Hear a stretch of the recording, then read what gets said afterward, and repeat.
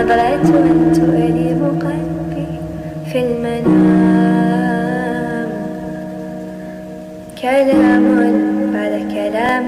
آج جو ہماری یہ ریلی نکالی گئی ہے یہ 7 اکتوبر 2023 کی یاد میں ہے.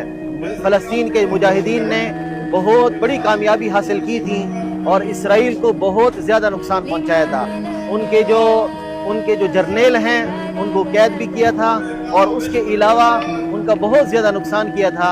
آج ہم اس کی یاد کے اندر اور فلسطین کے مظلوم مسلمانوں کے ساتھ اظہار یکجہتی کے طور پر ہم نے یہ ریلی نکالی ہے. اللہ تعالیٰ ایسی کوئی صورتیں پیدا فرما دے کہ فلسطین کے مظلوم مسلمانوں کی مدد فرما دے اور ہمارے مجاہدین اسلام کی بھی مدد فرما دے. ہم اپنے حکمرانوں کو بھی کہنا چاہتے ہیں وہ آگے بڑھیں. انشاءاللہ اللہ تعالیٰ آپ کی مدد فرمائیں گے. اور جس طرح دوسرے ہمارے غیر ممالک جو غیر مسلم ہیں وہ جس طرح فلسطین کے مظلوم مسلمانوں کے لیے سڑکوں پر نکلے ہوئے ہیں ہم مسلمان بھی اس طرح اپنے مظلوم مسلمانوں کے لیے سڑکوں پر نکل کر اپنے مظلوم مسلمانوں کی مدد کریں, ان کی امداد کریں اور ان کا حوصلہ ہم آگے بڑھائیں.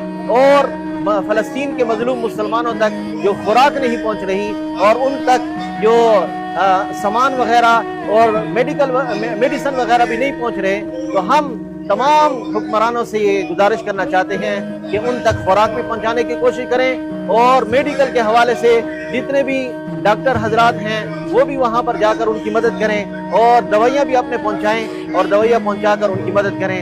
ہم تمام مسلمانوں سے کہنا چاہتے ہیں اور حکمرانوں سے خصوصاً حکمرانوں سے کہنا چاہتے ہیں کہ وہ فلسطین کے مظلوم مسلمانوں کی مدد کریں.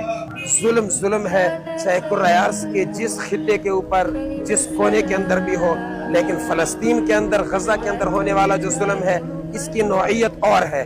اس کو آپ عام ہونے والے ظلموں کی طرح نہ سمجھیں, اس لیے کہ فلسطین کے ساتھ ہمارا تعلق عقیدے کا ہے, اسلام کا ہے, ایمان کا ہے.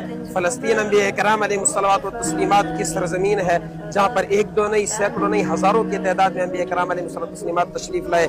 اب ایسی سرزمین انبیاء کی اولادوں کے ساتھ اسرائیل اور عالمی کفری طاقتیں جو کچھ ظلم کر رہی ہیں تو اس ظلم کے اوپر خاموش رہنا یقیناً ایک انتہائی اعلیٰ درجے کی کمظرفی اور انتہائی اعلیٰ درجے کی غفلت ہے. اسرائیل کے مقابلے میں اپنی جانوں کو پیش کر کے اہل غزہ کے ساتھ فلسطین کے مسلمانوں کے ساتھ جہاد کے اندر شریک ہوتے, لیکن سرحدات کی پابندی کی وجہ سے ہم وہاں پر نہیں جا سکتے. تو کم از کم یہاں پر کیا ہمیں آرام سے بیٹھنا چاہیے, ہم خاموشی کے ساتھ بیٹھ جائیں. ہرگز ایسا نہیں کہ ہم ہر ممکن آواز اہل غزہ کے لیے اٹھائیں, چاہے وہ جلوس کی شکل میں ہو, چاہے وہ سوشل میڈیا کی شکل میں ہو, چاہے وہ کسی بھی شکل میں ہو, ان کے لیے آواز بھی اٹھائیں. اور دوسری بات یہ ہے کہ ہم معاشی بائیکاٹ کریں یہودی کمپنیوں کا اور یہودی نواز جتنی بھی کمپنیاں ہیں امریکی یہودی کمپنیاں ان کے ساتھ مسلسل بائیکاٹ کریں اور اس کی تشہیر کریں. اسرائیل کو ہم یہ پیغام دینا چاہتے ہیں کہ وہ فلسطینی مسلمانوں کے اوپر اپنا ظلم فوری طور کے اوپر بند کر دے.